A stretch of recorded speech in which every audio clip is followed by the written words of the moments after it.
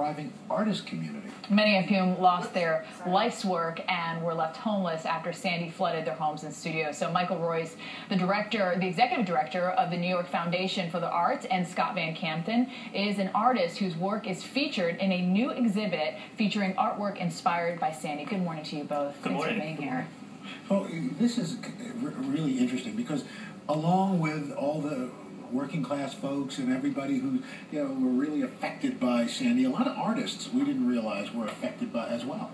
Yes, many artists live on the coastal areas, if you will, in those dilapidated buildings that nobody wants to live in, and so they were hit awfully hard by Sandy.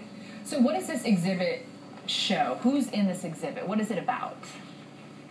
It's some of the work in the show is work that was damaged in Sandy, as well as sort of people trying to describe the moment of Sandy.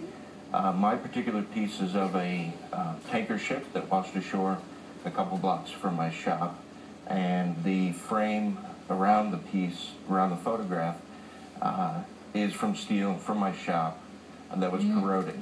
And in fact, some of this is in a sense, some of the artists have repurposed work or debris and such from Sandy. Indeed they have. The show is really about healing, moving forward, and resilience. And a lot of people were not affected by Sandy. So when they walk into this exhibition and they see this work that, as you said, was repurposed, right? They're seeing how people are coming back from the darkness and back into the light. So it's very inspiring to actually see the work. All right, so Scott, you are a sculptor and metal fabricator, and Sandy flooded your Staten Island studio. So what are you doing now? We're still putting things back together. It's going to take quite a while, but we've got most of the equipment back together. We've lost some stuff that is going to have to be replaced.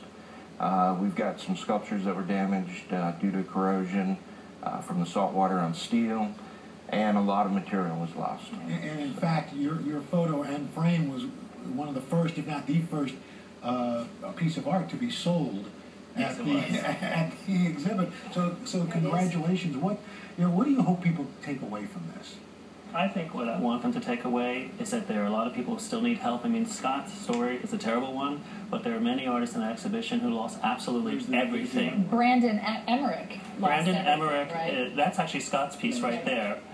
Brandon lost everything. He's homeless right now. Wow. The only thing he has left is his iPhone and his dog, and he lives on the graces of other people's couches. So he was able to take more pictures for this show? Well, what he did, being an artist, you have to create, right? So the one thing he had is iPhone. He started taking pictures of the storm. And anything he could capture that had a poignancy to it, he took a shot of. And so when he gave us this shot right here, this is when the first bread trucks were coming in to give bread to people who are hungry, who haven't been able to eat or cook or get to the store. And so he took this picture. We thought, oh my God, that captures it right there. They're coming back. iPhone. Yes, on an iPhone. You see the imagery. It is gorgeous. It's poignant, and it means a lot, and it helps all these artists, and we really appreciate it. In fact, for more information about the After Effects exhibit, to make a donation, go to the NYF Relief Fund. Visit nyfa.org. Yes. Thank you guys so much, and best of you. luck with it. Appreciate it. Really, really great. Thank Still you. ahead on Wake Up with Al. Strap in for a snowy ride. St. Cloud, Minnesota. Just one of the communities hit by a clipper that's heading in. Yep.